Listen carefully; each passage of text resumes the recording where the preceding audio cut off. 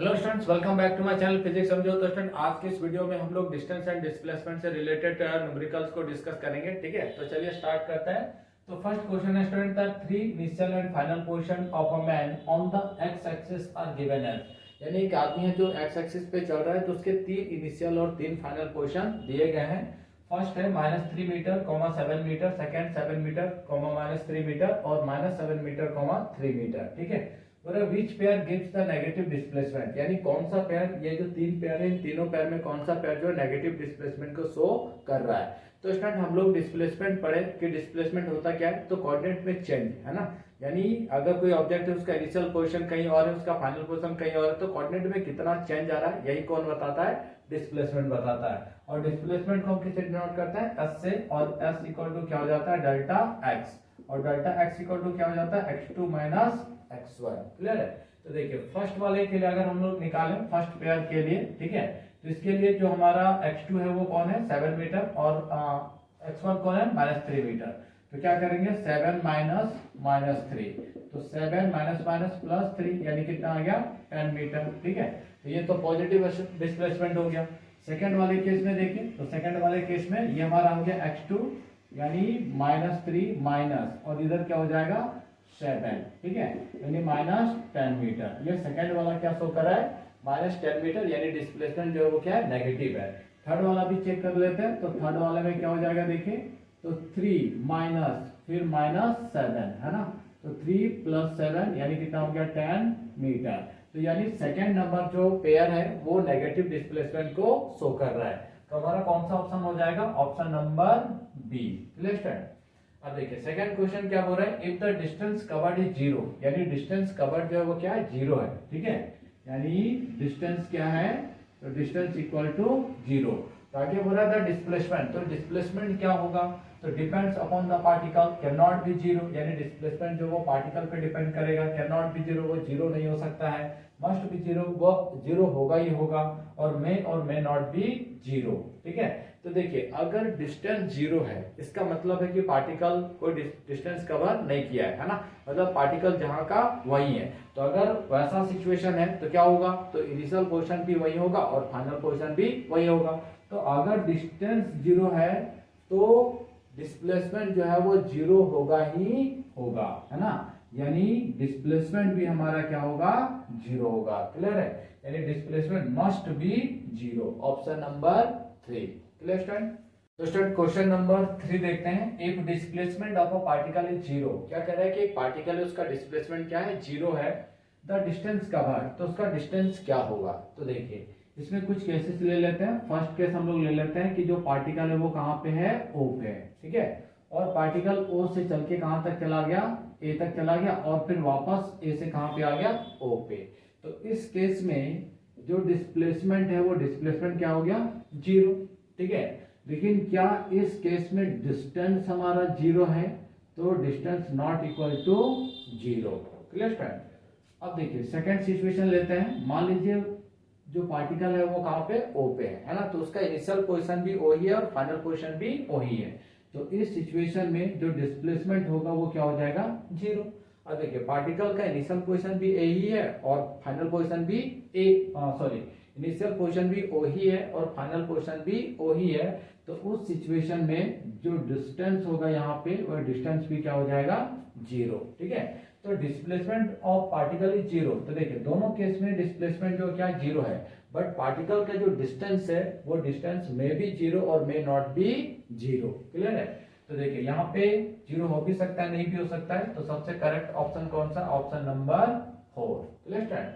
चलिए fourth number देखते हैं, ए particle moves along the curve path of a quarter circle, यानी कि एक पार्टिकल जो है वो कर्व पाथ में क्या कर रहा है, मूव कर रहा है ना, और क्वार्टर सर्कल की बात हो रहा है, मतलब इसका फोर्थ पार्ट में एक पार्ट। ठीक है, ये इसका सेंटर हो गया, ये मान लीजिए रेडियस r हो गया, पार्टिकल कहाँ पे A, और A से चल के कहाँ पे चला गया, B पे। ठीक है, तो calculate the ratio of distance and displacement, तो हमें डिस्टेंस और डिस्प्लेसमेंट का क्या निकालना है, रेशियो निकालना है। तो देखिए A से B तक का जो पाथ होगा, यानी इसको हम लोग क्या बोलते हैं, लेंथ ऑफ आर्क। ठीक है, लेंथ ऑफ आर्क, तो ये लेंथ ऑफ आर्क जो है अगर हम उसको कैलकुलेट कर लेते हैं तो वो हमको क्या देगा, डिस्टेंस देगा, ठीक है। और लेंथ ऑफ आर्क को हम लोग मान ले रहे हैं कितना, L, क्लियर है। अब देखिए यहाँ पे जो एंगल है ये कितना है, 90 डिग्री, राइट एंगल ट्रायंगल है, ठीक है। तो हम लोग एंगल वाला फॉर्मूला लगा देंगे, तो एंगल इक्वल टू क्या हो जाता है, तो angle equal to length of arc upon radius, clear student. तो एंगल कितना है 90, 90 का हम लिख सकते हैं π/2 equal to length of arc कितना मान लिए L अपॉन रेडियस, रेडियस कितना है R, ठीक है। तो हमें क्या चाहिए, L चाहिए, तो L इक्वल टू हो जाएगा, देखिए क्रॉस मल्टीप्लाई कर देंगे, ठीक है। तो πr अपॉन 2, ठीक है, ये हमारा लेंथ निकल क्या है, क्लियर। अब डिस्प्लेसमेंट, तो इनिशियल पोजीशन क्या है हमारा A, फाइनल पोजीशन क्या है B, तो यहाँ से एक एरो ड्रॉ कर देंगे, ठीक है। ये हमारा क्या होगा, डिस्प्लेसमेंट, ये वाला पार्ट, ठीक। तो अगर हम ए यानी कहने का मतलब ए बी, ठीक है, तो ए बी अगर हम लोग निकालते हैं तो क्या लगा देंगे, पाइथागोरस थ्योरम, ठीक है। तो पाइथागोरस थ्योरम, ये भी आर, तो क्या हो जाएगा r square plus r square, है ना। तो यहाँ पे हमारा हो जाएगा 2r स्क्वायर यानी r रूट 2, क्लियर। ये क्या आ गया, डिस्प्लेसमेंट, ठीक है। अब इन दोनों का रेशियो चाहिए, तो डिस्टेंस अपॉन डिस्प्लेसमेंट, ठीक है। डिस्टेंस कितना देखिए πr अपॉन 2 इंटू डिस्प्लेसमेंट कितना आया है r रूट 2, ठीक है। तो r कैंसिल हो गया, यहाँ पे हो गया पाई अपॉन 2 रूट 2, क्लियर है। अब पाई, तो पाई का वैल्यू कितना पुट कर सकते हैं, 22 अपॉन 7, तो 22 अपॉन 7 इंटू 2 इंटू रूट 2, ठीक है। तो यहाँ से कट गया 11, यानी 11 यानी जो रेशियो होगा वो कितना हो जाएगा 11 और इधर हो गया 7 रूट 2, ये हमारा क्या हो जाएगा रेशियो। तो कौन सा ऑप्शन करेक्ट है, तो देखिए option number 2, clear. Next question देखते हैं, क्वेश्चन नंबर 5 क्या कह रहे हैं, ए वुमेन वॉक्स 30 मीटर टुवर्ड्स नॉर्थ, है ना। तो सबसे पहले यहाँ पे हम लोग डायरेक्शन बना लेते हैं अपना, ये हो गया साउथ, नॉर्थ, ईस्ट और वेस्ट, ठीक है। तो वो लेडी किधर जा रही है, नॉर्थ की तरफ 30 मीटर, यानी वो नॉर्थ की तरफ कितना मीटर गई, 30 मीटर, ठीक है। अब देखिए देन 20 मीटर टुवर्ड्स ईस्ट, अब ईस्ट की तरफ कितना जा रही है वो, तो ईस्ट की तरफ है वो 20 मीटर गई, ठीक है। And in the last 30 root 2 metre towards south west, ठीक है। और लास्ट में वो 30 रूट 2 मीटर चलिए किधर, साउथ वेस्ट में। तो साउथ वेस्ट का मतलब क्या हो गया, यही साउथ वेस्ट हो गया, मतलब ये जो एंगल होगा वो कितना होगा 45 डिग्री, ये भी कितना होगा 45 डिग्री, यानी इक्वल पार्ट में ब्रेक करता हुआ जाएगा। यानी ये जो है वो कुछ लेडी इस तरीके से हो गई है, क्लियर है। और ये डिस्टेंस कितना है 30 रूट 2 मीटर, ठीक है स्टूडेंट।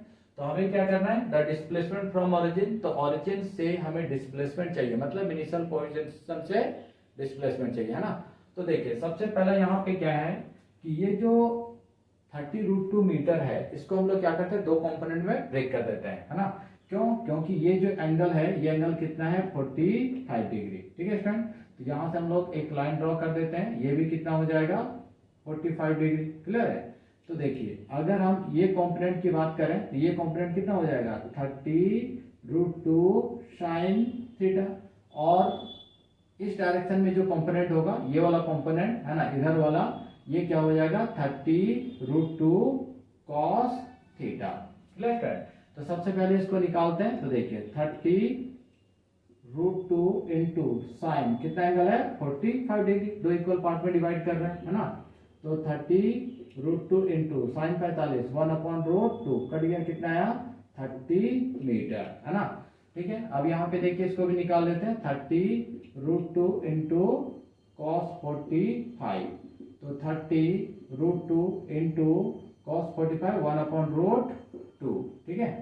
तो ये हमारा कितना आ जाएगा, ये भी कितना आ गया 30, क्लियर। अब देखिए यहाँ पे ये जो कंपोनेंट है वो कितना है 30 मीटर है, इसका मतलब क्या है कि वो इधर कितना गया था 20 मीटर, ठीक है।